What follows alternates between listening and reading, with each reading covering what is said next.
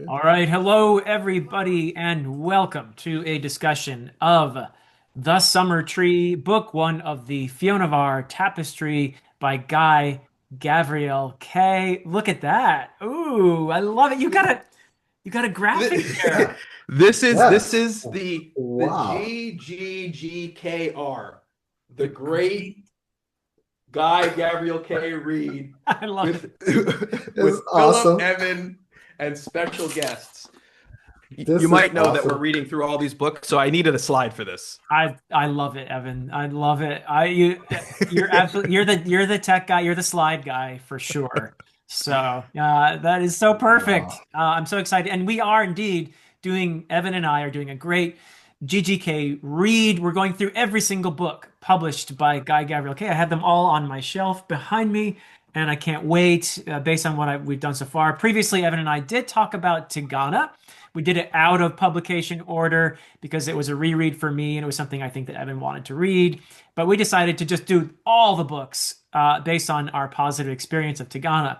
And now we're doing them in publication order. So we're going all the way back to uh, Guy Gavriel Gay's first book, The Summer Tree, beginning the Fionavar Tapestry. We're probably going to do about one a month for the foreseeable future. But speaking of special guests, we are joined today by my good friend P.L. Stuart, author of the Drowned Kingdom saga, also a fellow Canadian. So it's good for the Canadian representation as well here today because neither Evan nor myself, I am actually one quarter Canadian. I'm proud of that. Oh, Yeah, my grandfather was Canadian. So, but Zero yeah, percent. yeah. So, but I am so happy to be joined by PL, my friend, and we're gonna talk first, non-spoiler. We're going to give a sort of an informal conversational review without spoilers before we dive into the spoilers for the Summer Tree. So let's begin with you, PL. What are your non-spoiler thoughts on the Summer Tree? Well, first of all, extremely honored, Philip. Thank you so much for having me. It's always a great day to be with you, my friend. One of my favorite series of all time for indie fantasy, of course, is the Dan trilogy. And of course, you are a beloved booktuber. Big fan of Evan and the Nerdwriter. You do some awesome content, Evan. So happy to be on live with you for the first time. Got to step up my background game. I'm not at your level, but that's okay. That's okay. I'll never get to the I believe in you. I GGGKR. believe in you. Well, thanks, man. Again, honored to be here. Guy Gavriel Gay. This is, I believe I read the entire Fionavar Tapestry. I binge read it just so that I have the whole compendium here of all three.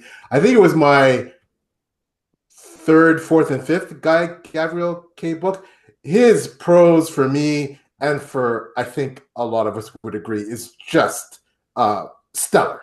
And he is one of the best fantasy writers for prose that I've read. This particular trilogy, I'll say this: the prose, as is his calling card, is outstanding. Um, I don't believe it's consistently outstanding, but there are moments of just where you're marveling at the craft. Right there's some parts where I felt may or may not have been a bit clunkier.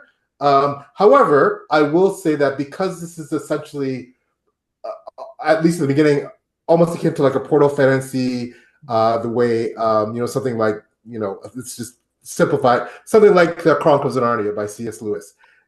So obviously you're dealing with modern times, and then you're going to this fancy secondary world, and that might have had something to do with it. I'm trying to give GGK the benefit of the doubt here, but I think there were some.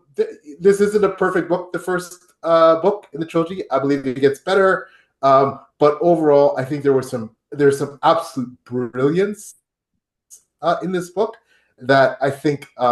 Now, keep in mind, this is his first book, the Right. first book ever written. So I think we also have to account for that, as every author, for especially Philip and I being authors. So I think we're aware, and Evan, as you are very much aware, authors improve as they go on with their writing journey. So I think we can also. I'm not trying to be an apologist here for the Summer Tree, but I think that overall, the sum of the whole is greater than some of the parts, and it is still a brilliant book.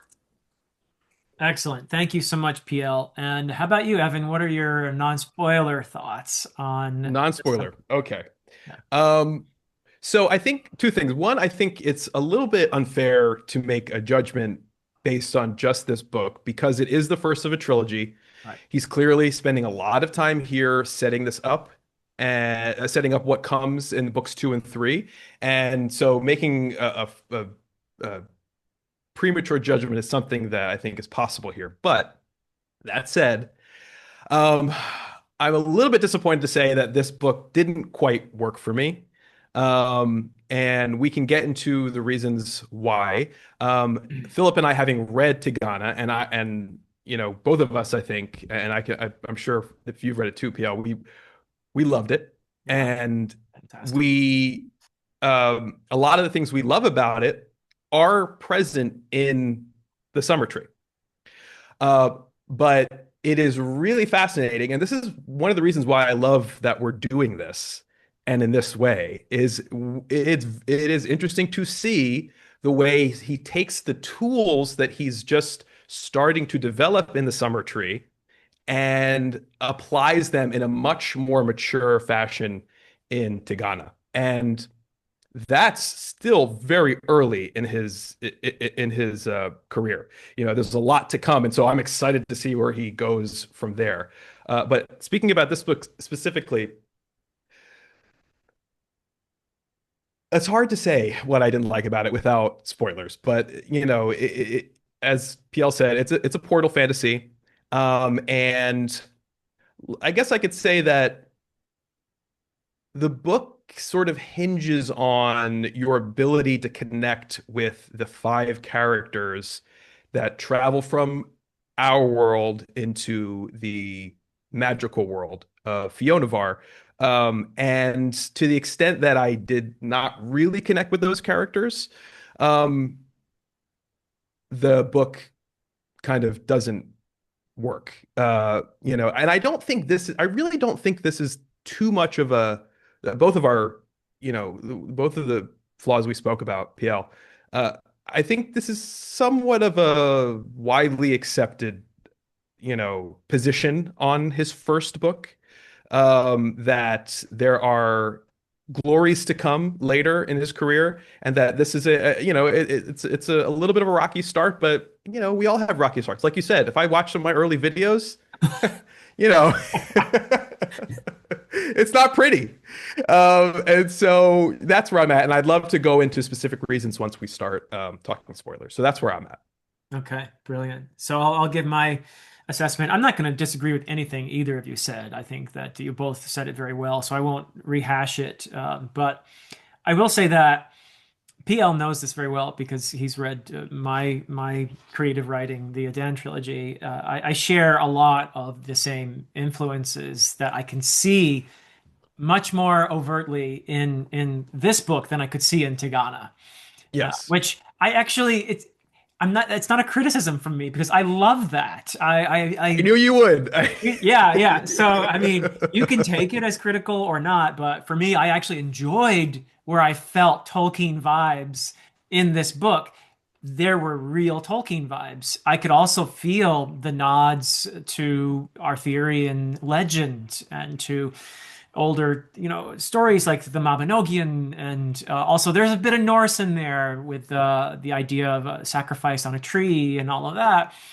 So I love that stuff, and so I'm probably the worst person to try to form that into a criticism because it's my groove, it's my jam. I didn't mind that, but I will readily admit it's more apparent. Like these are like with Tigana, you have to dig beneath the surface in order to find the influences. With this book, a lot of the influences are poking out like rocks above the surface, and you can see Yes. that. Um, and yeah, I agree that PL used the word clunky. If it almost doesn't feel right when you're talking about Guy Gavriel Gay here. I mean, come on, his debut book is better than most people are ever going to get, right? But that said, I agree. In comparison to Tigana, it is clunky in some ways, where you do see the obvious influences, and you also do have some snags in the story here and there where I agree that the character development perhaps could have been a bit deeper, and just transitions perhaps where you see in Tagana he has mastered this stuff, and you're right, Evan, that Tagana is, I think it's right after the Fionavar Yeah. Tapestry. So I'm excited to see what he does with the next two books. I thoroughly enjoyed this. There is one scene that bothered me a whole lot. I'm not saying that as a necessarily as a criticism, but if the goal was to make me feel awful, it worked really well. And it's toward the end of this, and you probably both know what I'm talking about. And that is Yeah. something we have to talk about as well, I think, in this. But for the most part, yeah, I actually probably of the three of us, in all honesty, I think I'm probably the most positive in a way because I just love the beauty, and I agree with the idea that you can see the majesty in places. I agree, PL. It's not uniform, but in places you see the majesty of his command of prose. And it's a tough thing to pull off with a. I feel I would never try a Portal fantasy, because you have that how do you wed the familiar, our world, with this? And it's, by the way, it's the primary world. Our world is secondary, right? In here, and that's the conceit here is that Fionavar is the primary world, and our world is secondary. But how do you reconcile the different voices, the tone of a modern with the, and it's easier to pull off with, like, say, Narnia, because it's a children's book, whereas this is supposed to be more serious. And I've read others that have attempted it, and I've always thought to myself, yeah, I don't think I'd ever try that. So that it was a difficulty to overcome as well. But yeah, that's my assessment. I loved it. If it's just purely on a totally subjective, how much did I enjoy this? I had a blast. I really did. And I love that we're a spectrum here. We're a spectrum of we are a responses spectrum. to this. Yeah. It's great. Yeah. Yeah. I agree. I agree. It makes it more interesting. So with that, let's get into spoilers Yeah. here for our five representatives from Toronto. I've been to Toronto. PL lives near it, knows it well. I don't know if you've ever been to Toronto or not, Evan, but I have not, but I'm longing to go. it's a great city. Spoiler discussion calls for a new background. Oh. That is So if so you're in for cool. the spoiler discussion, you get a brand new background. Nice, nice. And that is exactly what it looks like outside of PL's place right now. That's what I was thinking when he told me earlier. Yeah, yeah, perfect. And I love that you have the logo up there still. That is so awesome. Nice cup of tea. We're good to Yeah, go, man. we are ready. So cheers. We're going to spoilers, folks. Uh, either one of you, is there something you want to talk about first? And I figured we'd probably focus on the five characters and their arcs, but their intro. Let's start, I guess, with their introduction to Fionavar, how they meet these mysterious characters. You have Lauren and Matt, who basically smuggle them to Fionavar, more or less. So let's start with that and your Yeah, impressions of that. if you don't mind, PL. The let's talk about that because that really is the place where this gets off to a rocky start, in my opinion, and it's hard to recover from this. And what I mean is that we're in Toronto for all of 10, 15, 20, I don't know how many pages. It's very short. We do not get much of a look at the five people from our world's lives in Toronto.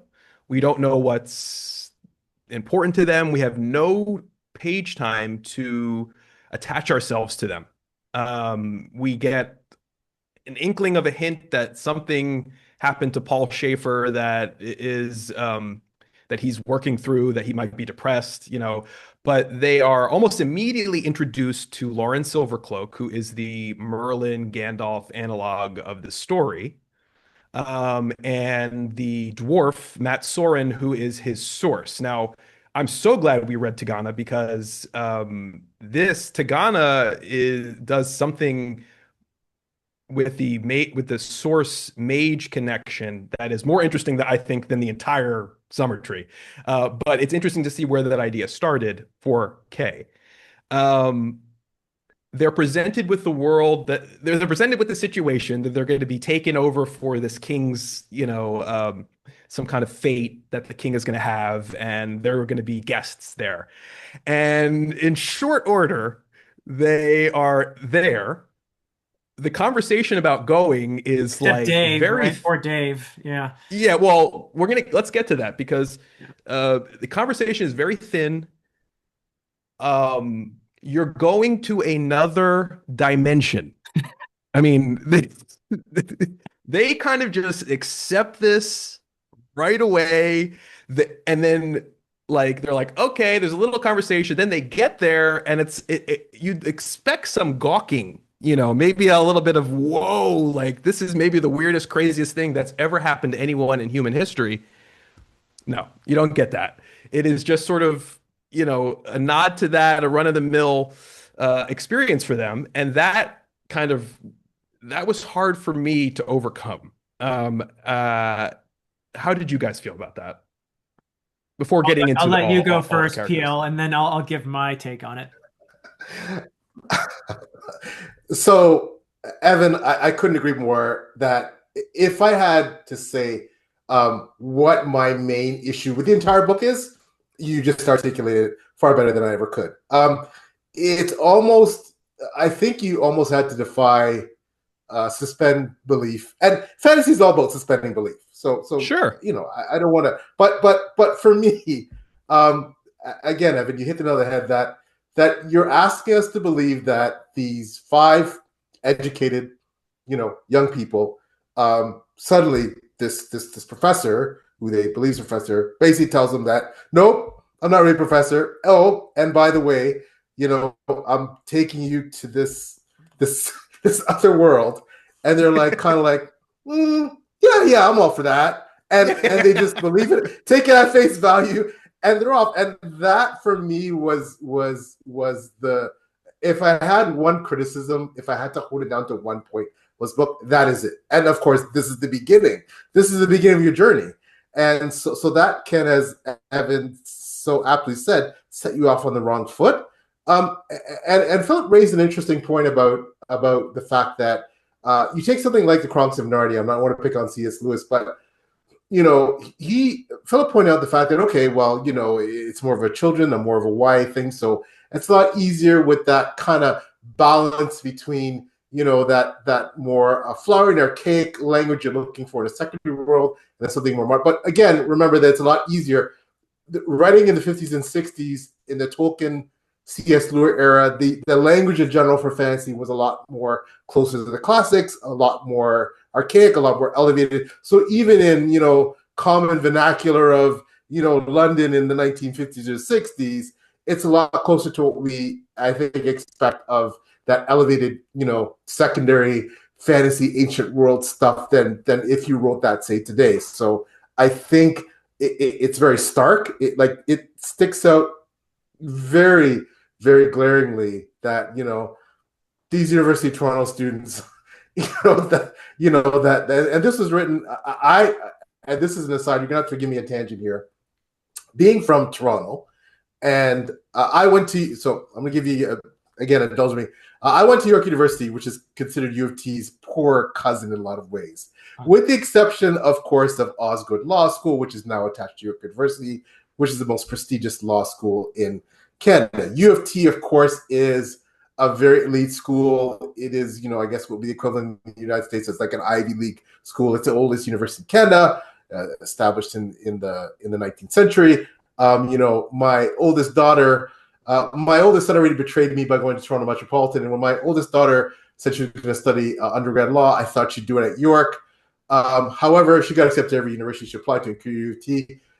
When I was all like, oh, so you're going to go to York and then you're going to go straight to Osgoode, she patted me on the shoulder, on my head, actually, very soothingly, and said, oh, Daddy, an A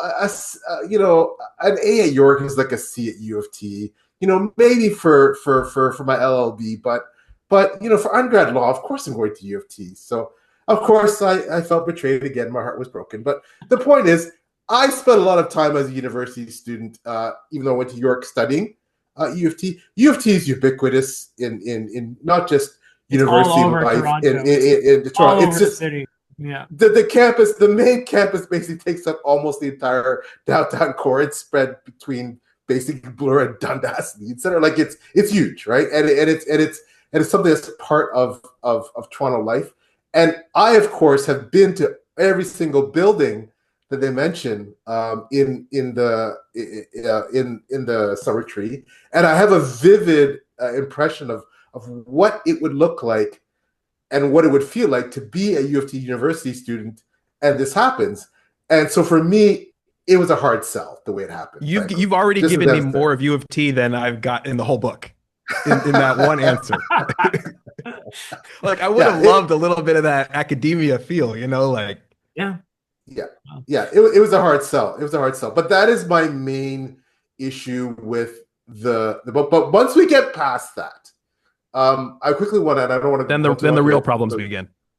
Uh-oh. But you know what? This is where I am more, I think, like Philip. I'll be frank. I know a lot of my friends who love Guy Gavriel Gay, hate the Fionavar Tapestry simply because they will tell me, PL, this is basically just, this isn't just inspired by Tolkien. This isn't just, drawing from, this is a ripoff of, No. of Tolkien. Read I'm not, read the Eye that. of the World. Read exactly. Sword of Shannara. Yeah. Sword of Shannara. Exactly. Those are ripoffs. This Yeah, I don't agree. I don't agree. Yeah. But however, I love, as Philip does, the fact that, again, the Dark Lord and all the other trappings, the elves, the things that are great about Tolkien is done, I feel, rather inventively, and it feels fresh with this book to a certain degree. And I know that while a lot of my friends disagree, I love that Kay wears his inspirations on his sleeve, right? And I love the way he did his book, because when you combine that with his brilliant prose, it really sold it for me. So that's what I'd like to say. I'm actually going to attempt a mild defense of the buy-in for Please do. The buy-in for the characters. You're not wrong the way it's presented, but I do think Kay attempts, at least in some of their cases, to show us why they so easily went along with Lauren and Matt. And Paul is probably the strongest of those. Paul is in an absolute, and this is something that he very, I think, skillfully, slowly reveals throughout until you get that climax where he's making that sacrifice on the summer tree, which we will definitely talk about at length. But the idea that we get this, he's suppressing a lot, right? And the idea that we only see what it really is, that the death of Rachel, which he feels responsible for, especially the way it went down, where she essentially dumped him moments before the accident. And all this time he's thinking, did I kill her on purpose? Did I not move away quickly enough? That's eating him up. He is in a state of severe depression. He's looking for a way out. And if you're looking for a way out and you don't care, you might be more inclined to simply go along when a wizard figure comes from another world and says, "Hey, want to come for a ride?" What's he got to lose? So I feel like Paul, at least we get an explanation. Dave actually initially is kind of dragged into it. Then he's like, "Wait, no, I don't think so." But of course, it's too late. Then he's dragged in by Kim. Kim also, I think there is some attempt at explaining her because she has already indications that she is different. There are indications that she has the abilities of a seeress that is. Yeah. She already has a sense of wonder, a sense that there is some other plane of existence for her to enter and meaningfully. So I feel like she also has a reasonable, she's following what feels right in this case. Now, in terms of the others, I think it's just, it's a little bit harder for me to see why Jennifer goes along, except that the others are there. She's maybe the least well developed, other than being the sort of the pretty blonde of the group. And then, of course, there's Kevin, who I think Kevin just he seems like he's up for stuff all the time. So I don't know. Yeah. I don't know. I don't know if I'm persuading you at all with this, but I feel like it's something Well, he doesn't do in the moment, but he gradually lets us see why they would have gone along. yeah. Well, this is the case I think too with so many books is that you can obviously you have every right to be persuaded or not persuaded by the text, but you can sometimes bring so much to it. And we talked about this briefly at Tagana, where you bring so much to it to justify what's actually happening that the text doesn't actually contain. And we're talking about 20, like I said, 20, 25 pages and 5 characters, not including the wizard. It's not a lot of page time to do these things. Right. And so obviously my opinion is that if this book works for you, I love that. I love to hear that. You know, there's I always am suspicious of myself over other people. So I think that I'm probably wrong. No, no, no. I wouldn't say that at all. So that's how I just generally feel, just to keep a nice, healthy skepticism about my reactions to things. But yeah, it was but you know, I want to go back to one thing that and it's going to bring us to my one and only slide, which I think Okay. is really important here. I want the slide. And I think it's to look at something important to look at before we continue talking. Where are we in fantasy at this moment when the summer tree comes out? Because I think it's important. Just quickly, I put a few important points on the timeline here. Obviously, Lord of the Rings came out earlier, but in '65, Ballantine published the paperbacks in the United States, and that was like the Lord of the Rings explosion in the States that caused all that popularity. Le Guin's with the Wizard of Earthsea comes at the end of '68, I think, and really the period between '65 and '77 is sort of like a hinterland for fantasy. A lot of experimental things are happening, but right in the middle there in '74, we had this crucial piece of information, crucial piece of which is that Yes. Guy Gavriel Gay works on editing the Silmarillion with Christopher Tolkien. He was a family friend of the Tolkiens or Christopher Tolkien's family, and he was conscripted to be the protege of Christopher Tolkien, and they spent a year working through all of J.R.R. Tolkien's papers to put together the Silmarillion. And you better believe that that had a huge influence on not only Fionavar, but him generally. And one of the things I think that and this could have started earlier, but one of the things I think that he took the most from it was not just what Tolkien did, but what Tolkien drew from. Absolutely. And we've already talked a little bit about Celtic myths, Norse myths, the Arthurian legends. These are the key building blocks of the Summer Tree, and I assume of the Fionavar Tapestry. And one of the things that Kay often says is that, and we can go forward a couple years, we have Brooks's Sword of Shannara, which we talked about as a quote unquote ripoff of Lord of the Rings, and also Donaldson, Lord Sval's Bane on the same year. This is the beginning of the commercial craze of epic fantasy. So this is where it really starts, '77. And Kay sees a lot of those books come in the next few years. He publishes The Summer Tree in '84.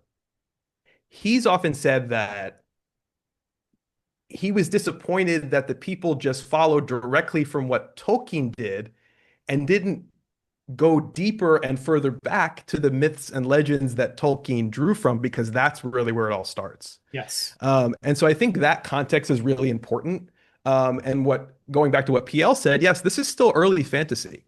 So I sometimes think of this is a crazy, maybe a crazy analogy, but like, you know, well, things get refined over the years. And so like the character development we have in fantasy of these days today, it's like a high octane drug.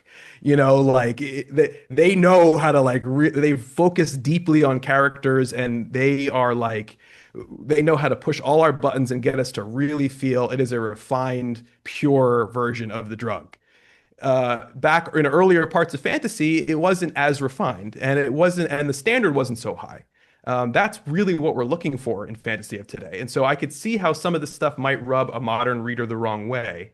in terms of character development, because character development is really all we're looking for in modern fantasy. I don't mean I mean as a generalized sort of cliched statement, not as what individual people are looking for. Character development is what really sells, and so that is going to be the cause of some of the issues I have, as well as some of the text. But I just wanted to bring that in before we keep going on because I think it's important context. That's actually really, really well said, Evan. I just want to make one tiny little asterisk here.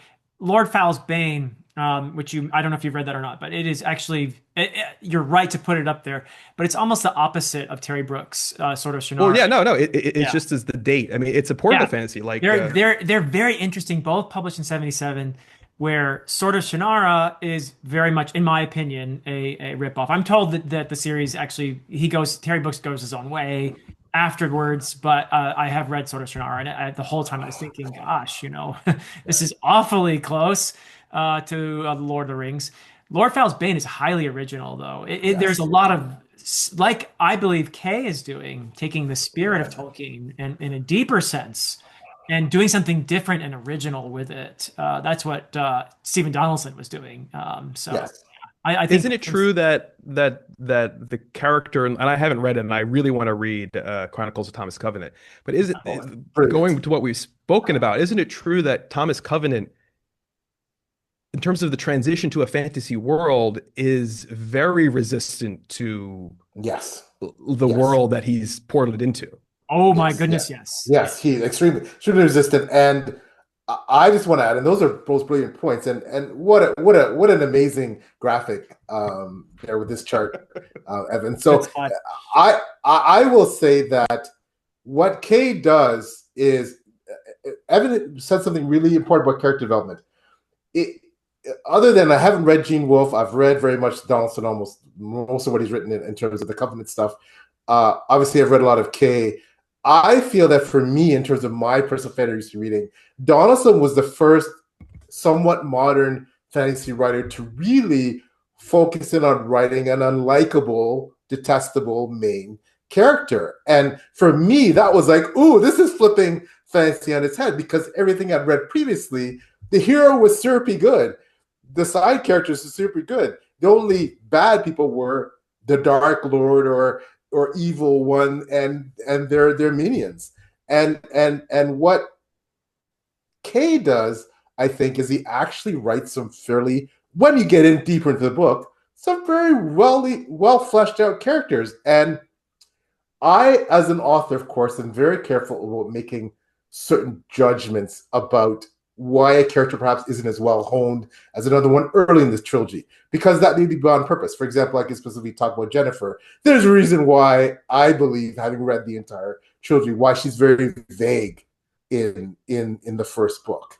And I Based on think what you're she going to goes see, through, I'm guessing she's going to be very different in book two, for yeah, sure. but there's an even deeper reason than that, which clearly you will see Uh-huh. immediately as the lore, shall we say, involved in this book Uh-huh. comes out. But I do think that Kay does something with these five characters that again was somewhat, I think, for the time, which is unique as well, because when you talk about Portal Fantasy, again, as we talked about, yeah, it seems a bit casual that these people just said, yeah, whatever, I'll go along. And to Philip's point, and Philip made some excellent points about Kay's attempts to make this a bit more believable. But the one thing that I think he did, which I hadn't read in a lot of other Portal fantasies prior to this, was that these people all had somewhat, as Hope said, of a backstory and challenges and issues and things they were dealing with, whether that's romantic entanglements within the five or, like there was some attempt to give them, some, individuality and kind of, emphasize that these were people who were going to have very different journeys throughout the trilogy. So I did glean, like he did it well enough that I did glean that, just from reading the first book. So, but I also quickly, the last thing I want to say is that with the journeys of these characters, I think we're always looking for what's the one looking for? We're always looking for a fulcrum, I think, when it comes to a portal fantasy. Who's the main character? Who's the person that things are going to hinge on out of this five?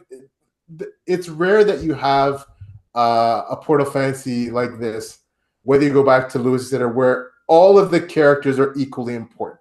They may do different things, but there's going to be a main character, shall we say, essentially, at the end of the day, of the five, or one that is the world's savior, or etc. Right? And you would look initially, by judging by the summer tree, that would be Paul Schaefer, because yes, because he's hanging naked from a tree, the leader of the band of 3 days David and nights. Letterman's late night show. Bingo. He's the whole point. The whole reason he's making the sacrifice is because the High King bailed, seemingly was too cowardly to do it, and his son was willing but was banished.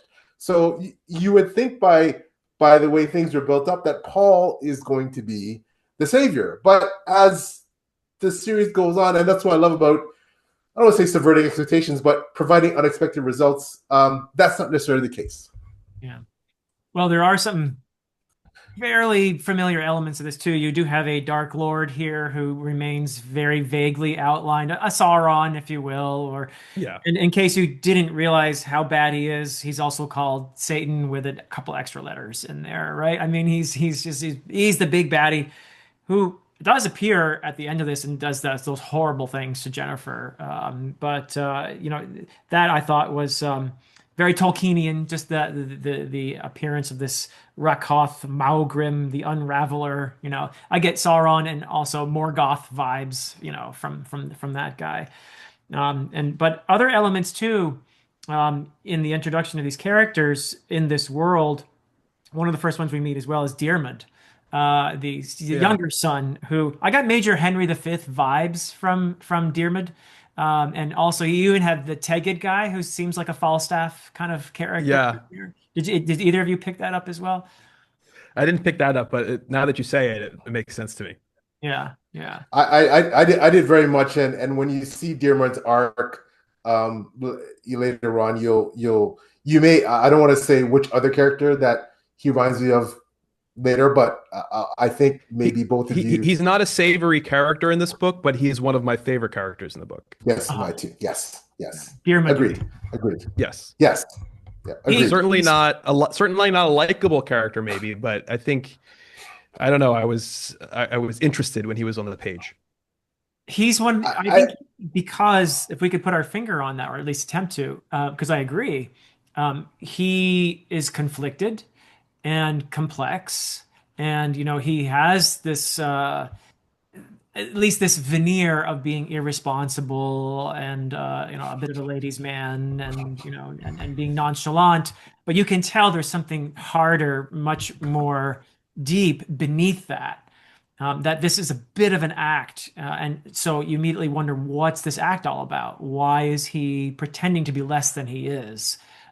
He seems actually much more capable than that, much more perceptive than. And so, yeah, to me, he's probably the most interesting character in the whole thing.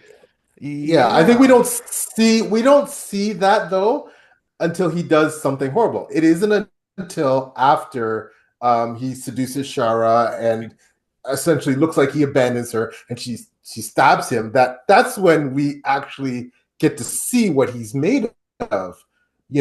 His reaction to after the death of the High King, and you would think that, okay, he's gonna take power because his brother's exiled.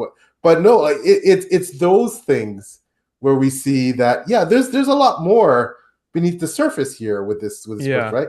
And we also know, frankly, that he's quite the formidable warrior underneath all that. The man can fight. So he probably could have dodged that dagger that was meant for him, but because his brother really didn't want to kill him and saved his life after threatening to take it, throws the crown. Really, that's a great scene, actually, when you think of symbolism in all of Yeah, that. it's the best. It's one of the best scenes, I One of the think. best scenes. He Yes, it is. throws the It is. crown. I The agree. crown ends up at his feet, and he's got a dagger in his left shoulder. I feel like he could have dodged that dagger if he had Yeah. wanted to, but he felt he deserved it from her. Yeah. Yes. Yes. But Yeah. so Why we're did he seduce her in the first place, though? What was he up to there? I know. But I think we're getting here to something that like so we have the characters of Fionavar and we have our real world characters. We have this huge mythic layered world, and we have a relatively short book. We have I have seen extreme I gained extreme respect for Tolkien reading this because what didn't happen for me, which I was sad about, was that I did not have, to use Tolkien's phrase, I did not have secondary belief in Fionavar. The like we said, Rakauth,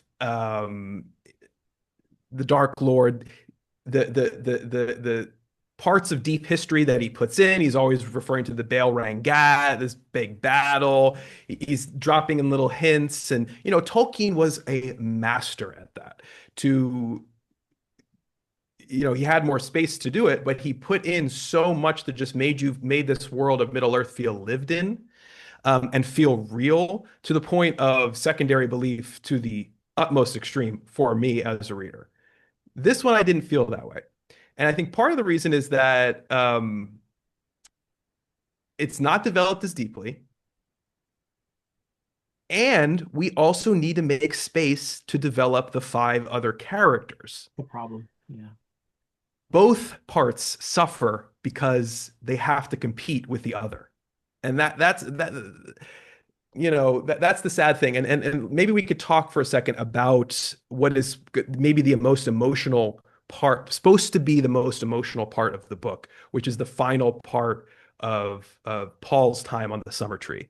Sure. The ending is emotional, but we'll talk about that. But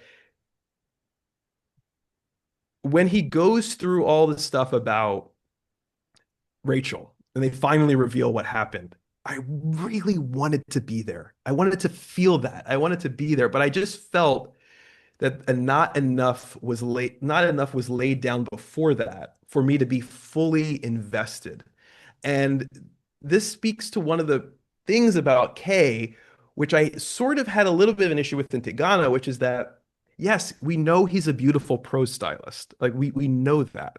But prose comes on a few levels. There's a sentence level at which he's almost peerless in fantasy, I believe.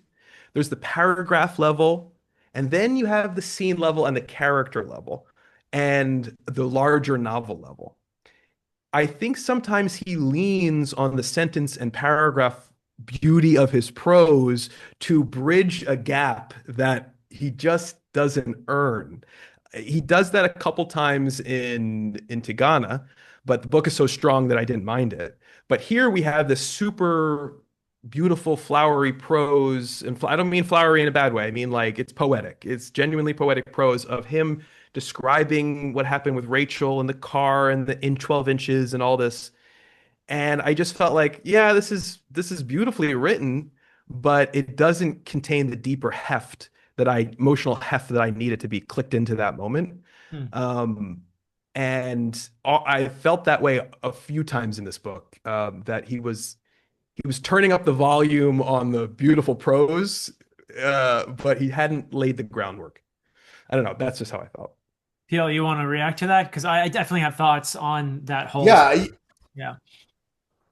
That's and while I didn't feel exactly that way, I totally I can see so clearly. Maybe that's just the gift that Evan has of articulated where Evan's coming from. I think for me, like, because I'm sometimes I think with authors, I think flashbacks can be done in a certain way that are really, really spot on. And sometimes because we have to remember what the flashback was about, that it maybe loses some of its impetus. But I mean, with this book, I think when we talk about Paul, he so Kevin, it's Kevin, yes, it's Kevin that sings the song, that basically reawakens Paul's ghost. And this is a guy who's been tortured, right? He's haunted, he's grieving, he's guilty, because essentially he blames himself that the car accident was his fault, where his girlfriend died. And that's the whole reason why he offers himself as a sacrifice. But I think I'm trying to compare Paul's journey to somewhat of a Christ-like figure. So, and if we take Jesus Christ in the Bible, why does the crucifixion seem so poignant? Because Jesus' whole backstory, what he's been through, the miracle he's done, he's betrayed, that he is willingly offering himself up, and you see him take that long, hard road, and the suffering, and the crown of thorns, and the whipping, and the being thirsty. And it's very linear, though. It's very linear. And when he's hanging on the cross, and I think had this been more linear for me, it probably would work better too. But I still did feel the impact, especially because for me, to be honest with you, when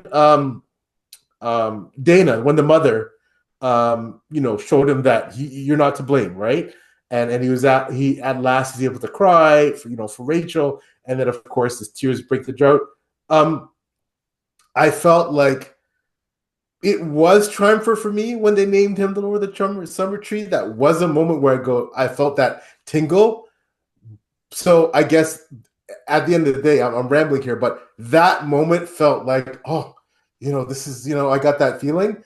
But prior to that, maybe I hadn't as much, because so I'm glad much that you did feel that way, though. I am glad. Yeah. But to your point though, Evan, like so much of what was done before with the flashbacks, it didn't give me that tingle as much until the thing actually happened, until he has that redemption moment, and the drought is broken, and he's a hero, and he gets that, now you're Powell, right? Powell twice born. Quill, yeah. Sorry. That's when I felt, ooh, that's when I got that tingle moment, right? But I didn't get it as much before. But maybe it was subconscious. I'm not sure. But do you know what I mean? Like prior to that, I do.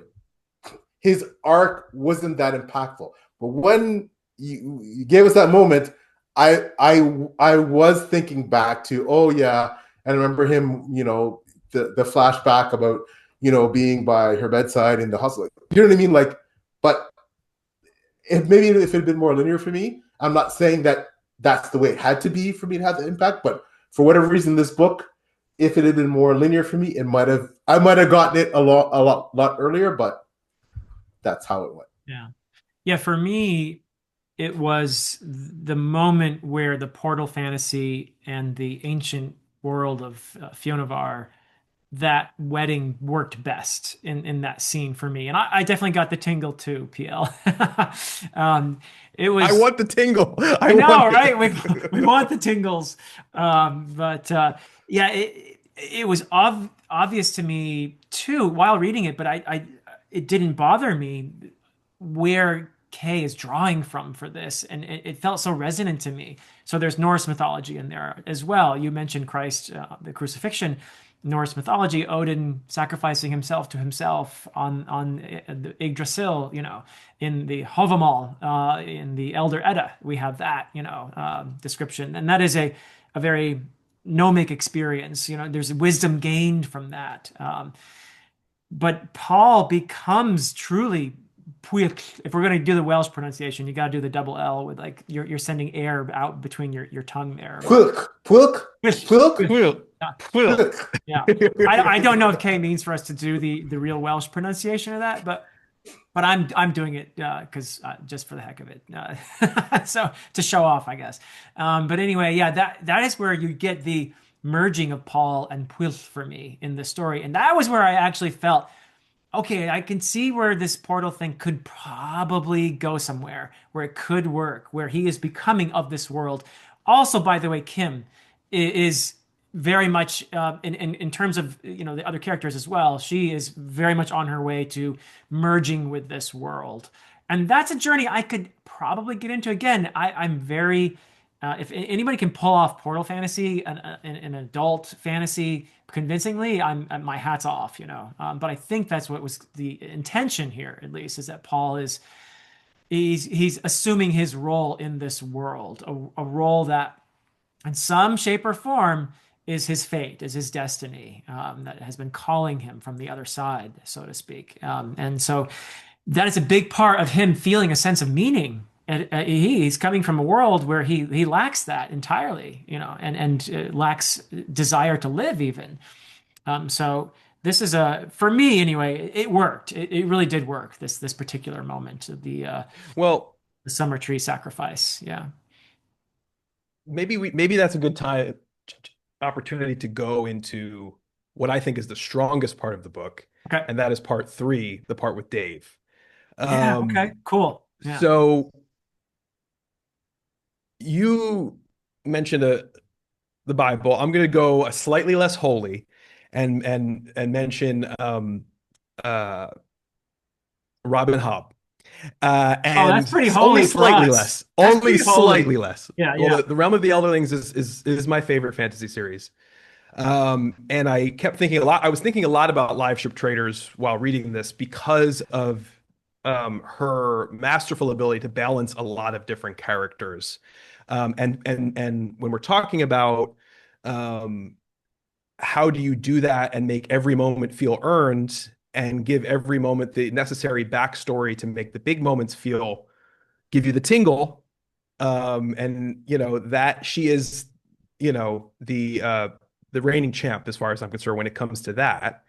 And maybe we could talk about a little bit later somebody who handled a sexual assault with, and I think the most mature way that I've ever seen in not only fantasy but literature, In live ship traders, um, I agree. in Yeah. Live Ship Traders. Yeah. And so that the comparisons were negative for me there. But when we got into the Dave section, I didn't have to make those comparisons because we had Kay dealing with a single character as a focal point and then a entourage of very interesting side characters. Like I was getting, at first for the whole first part of the book, I was sure making the Narnia connection that this was going to be an Edmund situation in Narnia where he got sent off to like the evil part and he was going to become the evil friend, And I was like, oh, I can't wait to see what happened to Dave because, he was already not sure about going and I could have seen that happen. But I liked what happened even better. He lands with the Doll Ray, or I forget the name, but he lands with this nomadic people, and I was really into this culture that he landed into. The scene where they are out searching, they're out. They have to kill an animal. It's like a stampede, and they're all. I mean, that was really fun and bracing in the way that the rest of the book was not. Levon or the brother, sorry, Torque, the guy he kills that person with, Yeah. Tabor, the son of the main guy, and then Levon or whoever. And then when they go into the forest, I was really invested in that part too. So this is where Kay shined for me in the book because the focus all of a sudden got a lot more narrow.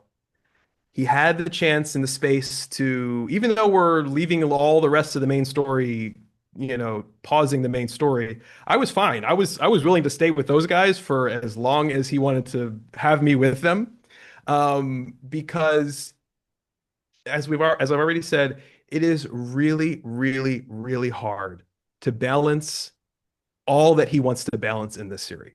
In this Yeah. series, the portal Yeah. fantasy, the layers of mythology, the secondary world, the first of all worlds, and all the repercussions, the history. It's a lot. It's a short period of time. I don't think he's necessarily successful. When we get to that one section, I see a glimmer of what I'm hoping in the next two longer books resembles a little more of what the series becomes. Yeah. I also How kind did you guys feel about that Dave section, Uh, part three?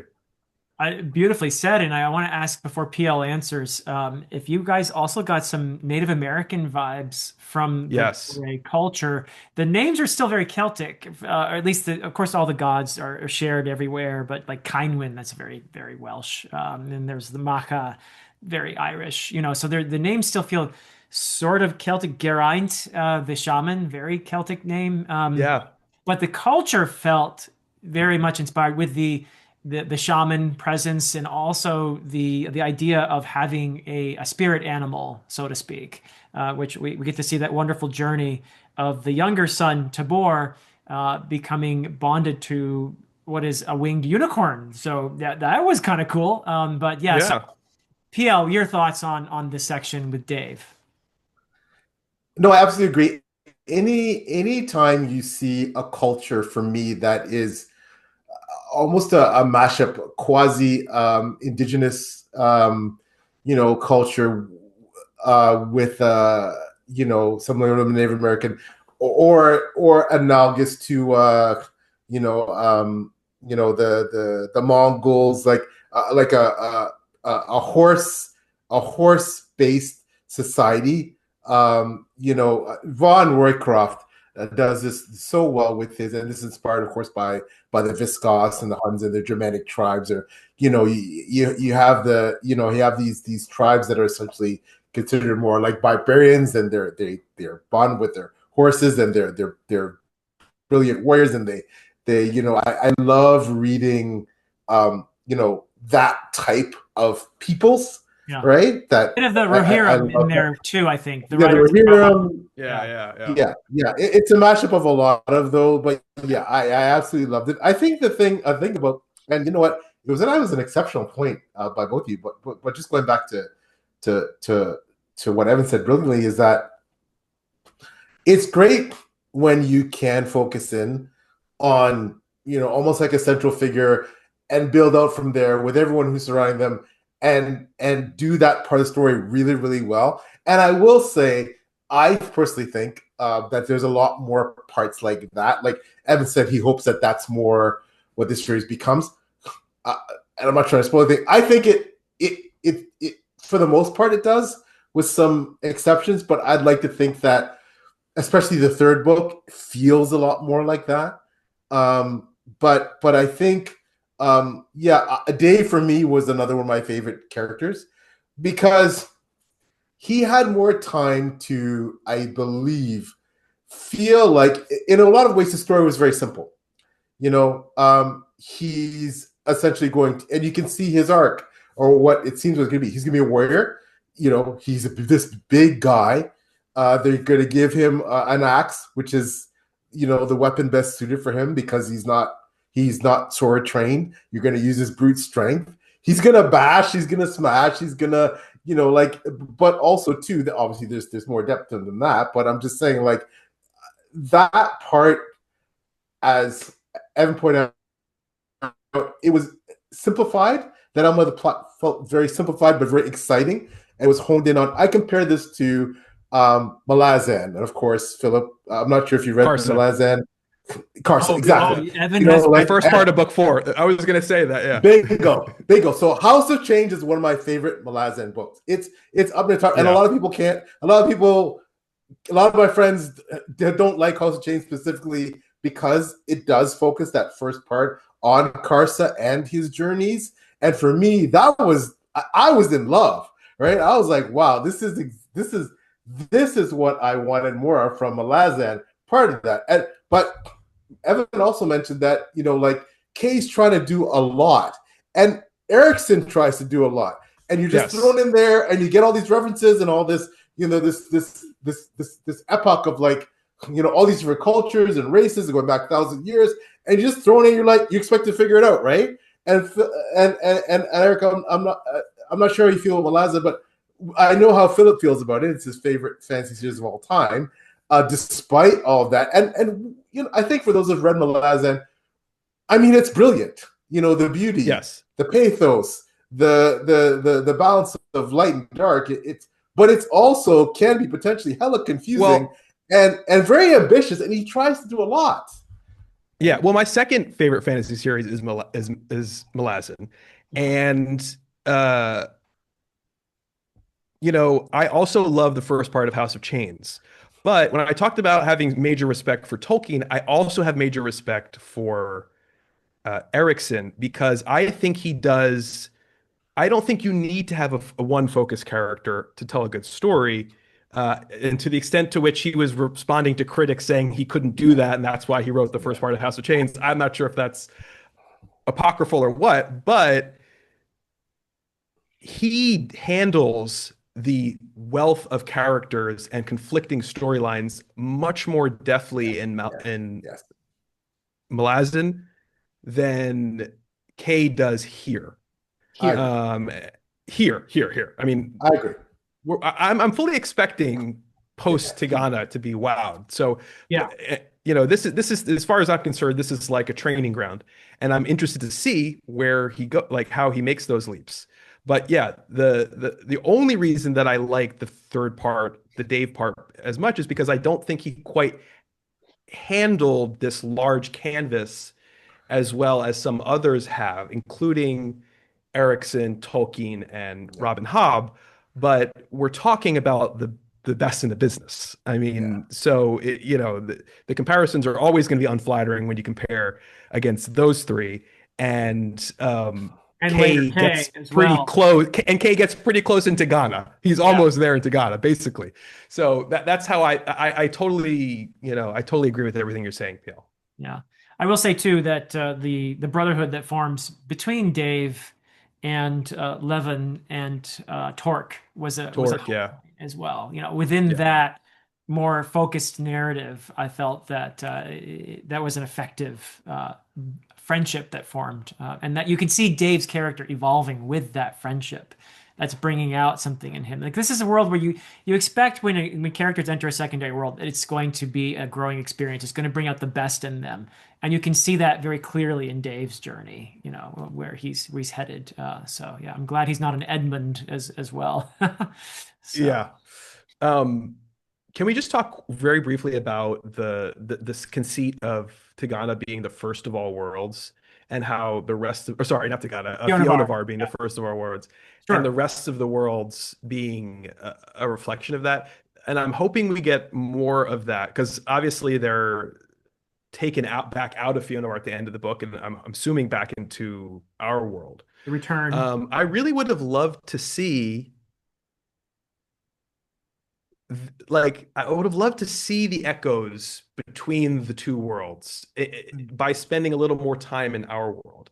Obviously, we see like what he's trying to do is say, look at all these archetypal characters, and the archetypal characters including Arthur and Arthurian characters and the Norse and Celtic characters, they're actually reflections and inversions of what first existed in Fionavar. So if Even we're even familiar, Satan perhaps as well. yes, exactly. To the extent to which we see archetypes we're familiar with in Fionavar, it's because that's where they actually originated, and that's a bold thing to do, which I'm hoping he pulls off. But so far, the conceit is a beautiful one, but it's not fully developed in this book, or developed at all, really. And so I'm excited to see more of that. Yeah. Another element I thought was interesting in here was he actually has the gods visit. There are some series where, like we talked about Malazan, where the gods interact with humans, right?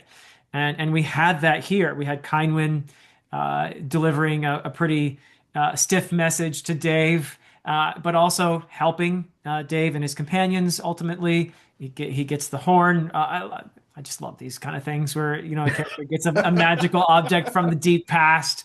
You can't. I thought of you so much while reading this, Philip. I Yeah, was yeah. like, "Oh, Philip's gonna love this. Yep. Philip's gonna love this," Too and it's true. true. Too true. But yeah, what did you guys think of the interactions? And of course, the probably most important example being the intervention of Dana and Mornir when Paul is on the tree, and their intervention, because not only is he alive because of apparently him, but he was also given the blessing. He had the dog fighting off the Galadin in wolf form as well. So, what are your thoughts on the interactions here with the gods? Do you want to see more of that? What are your thoughts? Either one of you. PL. Yeah. Oh, I. Well, thank you. Well, because I've read the trilogy in its entirety, um, I'll say this, and I'm trying to word this carefully with spoilers. So, going forward, you're going to see not just hints about you talk about things like I think Evan mentioned things like a lot of things inspired by Arthur legend, etc. You're going to see, okay, well, this is clearly what's going on, and I think when we talk about Paul specifically and what happened on the tree and everything surrounding that, um, there's a lot more tied into that that you'll see in the second book specifically, and that there will be direct references to things that we're very familiar with. It won't be it won't be analogous to, it won't be inspired by. It's going to be like, Yeah. And again, I'm being very vague here, but you I just sort of have to read caught the this. second I book. sort of caught this like around the edges in terms of like reading things online. And so I actually plan to read some of Mallory before I read the Yeah. next book. Okay. It's a good question about whether or not these books can be, whether it's necessary to know some base of that or whether it enhances the experience.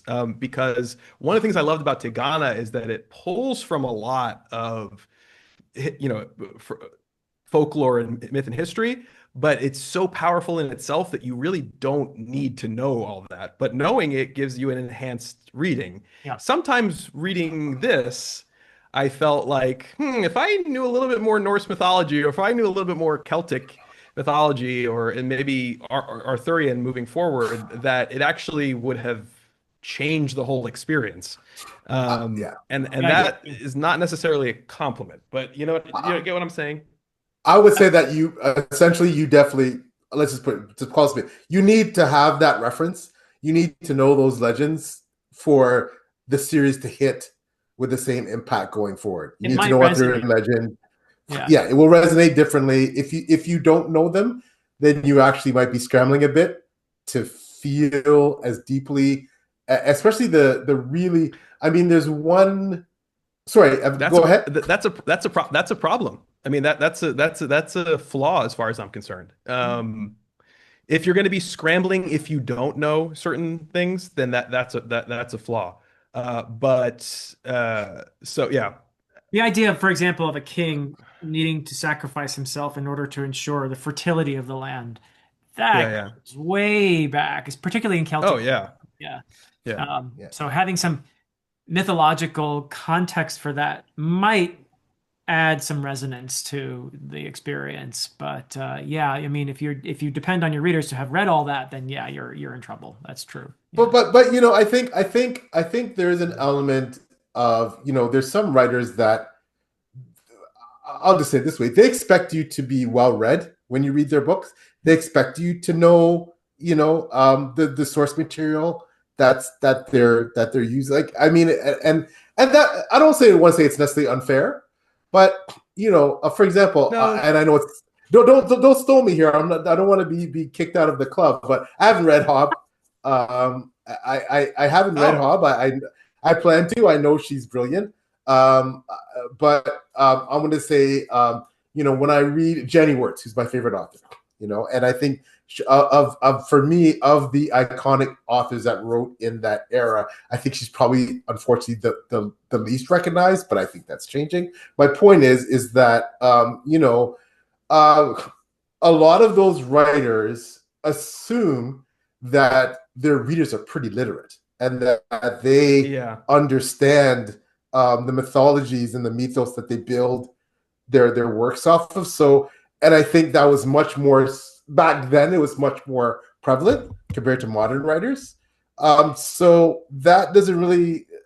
I see what Aaron's saying about being but it's what I'm saying about being a flaw. But for me, I guess because I'm old. You know what? That's okay. You convinced me. You just convinced me that I think you're right. I think I was wrong about that. Thinking after hearing what you said, because I there don't is think a you're lot. wrong. But I I do think that there is a lot of stuff that I read that uh, demands that you know some of the history of literature, and so why shouldn't fantasy be allowed to do that same type of thing? Yeah, So I'm just saying that I think you make a great point, and that maybe I was too harsh yeah. in that. I personally hope that people will have read Beowulf before they read my trilogy. It will enrich the experience, I think. So Take a that drink, everybody. but Philip, though, Beowulf. Philip said not to get Beowulf. not too much to get on a tangent, but I, of course, I read Beowulf, in school years before I read your trilogy. And as much as you two wear your influence on your sleeve with your series, Right here. I, I, I, I, I don't know. For some reason, with certain series like yours, and this is where I'm comparing directly to Fionavar, I'm able to. Well, I know this is Philip Chase, the medievalist, a Tolkien scholar, etc., who's writing this series, and I know that when you wax about the pastoral settings that you have and all that stuff, I know where it's coming from, but I'm not thinking about that. Whereas with K, I'm very much like that's what I'm thinking about. I'm Uh, thinking Yeah. to Evan's point that this guy basically was a family friend of the Tokens. This guy, it's like saying I can never get out of my head when I read Brandon Sanderson, because I've been reading recently, that this guy finished the Wheel of Time. There must have been a reason for that. They must have thought that whether it was his writing style, his level of craft, that it would match well, like to him being bequeathed the Jordan legacy to finish that series. And I keep thinking that when I read K, I think the same thing. Clearly, I don't want to say he is the inheritor to Tolkien in terms of modern fantasy. I'm not saying that. I'm just saying that clearly, this is someone who he was going to be considered very Tolkien-esque in his writing career. He was going to be someone at that level, like someone who is eventually going to be considered one of the greatest, and with those influences. So, but it's hard for me not to think that when I read K. Whereas I've read other brilliant writers and I'm not thinking about their influences. I know it's clear on the page, but for whatever reason, when I read it, it's not front of mind. It's more back of mind. yeah. But with him, it's front of mind. Well, with here, I think he's finding his voice in this book. And for me, Tagana, he's got it. His voice is there, full force. And I see moments of that majesty in here. And it's not necessarily Tolkienian. I mean, there are certain similarities in places, but by the time you read Tagana, I'm not thinking about Tolkien at all. That's Yeah. Kay, No. and it's majestic, and it's just him. He's got that voice. I see it in places here. I do feel like he was finding it as he was writing. Maybe we'll see more of it in the next couple books. But It's But so this you're is the so difference, right right? about that. No, go ahead. Go ahead, please. I was just gonna say you're so right about that. It's almost like, see, for me, I just always think of the transition from Help to Rubber Soul. It's like, oh my God, how did you make that leap to this whole new world of beauty? And Tigana is and talking about these myths and legends that he's drawing from, the folktales, you know, know them prior or not know them. There is the other element of, well, presumably these myths and legends are myths and legends because they're drawing from the most elemental emotions that we have. And so you should be able to not know them and still be moved because, Yes. what are they talking about? They're talking about stuff that affects us all, grief, death, nature, renewal, all these beautiful things. So I think what he does so brilliantly in Tigana is that he draws on those elemental feelings. I said when we did that review that it's almost like fable-like in Yeah. its clarity. That this idea of well, the idea of the names being forgotten is just so timeless and beautiful. And yeah, I agree that there are glimpses of it here, but it comes into full flowering in Tigana. Mhm. And I know we're gonna get to the last part of the book shortly, kind of probably near the end of our discussion Yeah, as we get yeah, to that, we that have to part, talk about that. which, which is very. But I want to say that. So the last thing I read from Kay was All the Seas of the World. That was the last book I read. I think part of that I read Sailing to Sorrento. I can't remember what I read prior to All the Seas of the World. But this is what I'll say. When you look at Fionavar, like what Kay I think is almost peerless in is when he writes essentially alternative history. When he writes, a, a world that clearly is, this country is clearly Spain. This is clearly France. This is clearly about the Moors, or about the Saccharins, about like when he does that. But I mean, as much as you'd say, okay, well, he's just rewriting history, changing the no, but the way he does it, as for you who've read, both of you've read K, it is miraculous, right? It is miraculous. But I think here with the Portal fantasy and his first book, I think, as Evan said, he was trying to do a lot, and yes, maybe he didn't succeed in all of the aspects, but I think we really have to commend him for the effort. And as Philip said, most of us would give their left arm to write a first book that was good. But when you get to like the Taganas and the All Seas of the Worlds and the Sorrento Mosaic and all that, you're just like, oh my God, this guy is like, he is, he's one of the goats, right? Yeah. But I also think too, he's found that right mix, or that right niche that he writes in, and perhaps this wasn't that niche. This Portal types, it wasn't. Maybe he'll run another Portals fantasy down the road. We'll go, oh my gosh, it's amazing. But I think what Cade does best. This series was not necessarily the best match for his skills, or maybe he found exactly what those were later, which is quite reasonable because that's what we authors do. We develop and change. But I think when you look at this book, um, there is a scene in book 3 that if you're not crying, if you're not absolutely bawling, then I don't know what like it is just Okay. like You've thrown down the gauntlet there. Yeah. it is Wow. that Pressure. yeah Okay. yeah Better have those you're tingles. Yeah. it's gonna hit you in the feels. I think it's gonna hit you in the feels. It is a battle scene, and I think it's gonna hit you in the feels. Let's keep So in mind too that he was 26 when he wrote this. So Whoa. Yeah. No, that's crazy. That's crazy. Yeah. And he, wow, I published my first book in my 50s. yeah, never too late. Wow. never too late. But I do think I don't want to finish on a negative note because I did actually adore this, but there is, for me, I got super uncomfortable with the scene with Jennifer at the end, and I am reserving my judgment on it because let's see what he does with it in the next two books. Like you mentioned, Robin Hobb and the Lives of Traitors. One of the reasons why and even later actually in the realm of the Yes. Elderlings, he doesn't just Yeah. leave it there. No. One of the reasons I think I admire so much the way she handled sexual assault there was that she traced the repercussions for the character throughout.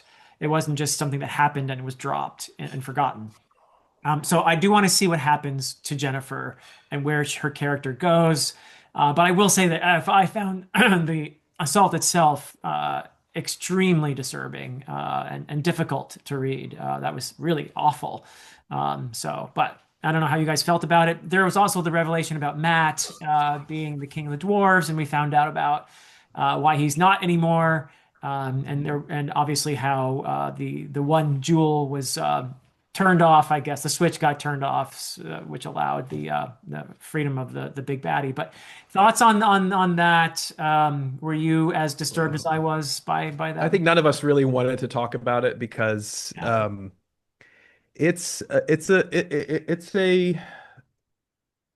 a blight, I think, on the book, unfortunately. I really had a very I was shocked, frankly, reading it, Uh-huh. that is where it was going. Um, in terms of not having if you're going to deal with an issue this sensitive like this, you better have put everything into it in terms of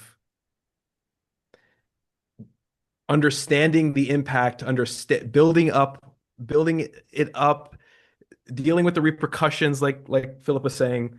I didn't feel that there was really any of that. Jennifer, like we've said, was kind of a blank character for me throughout the story, and so then to have this happen to her by not another person, but uh, a dark lord and like a dark elf or a dark dwarf.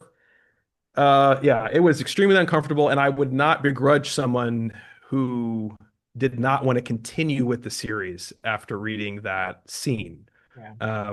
I think it was inappropriate, and did not age well, to put it kindly.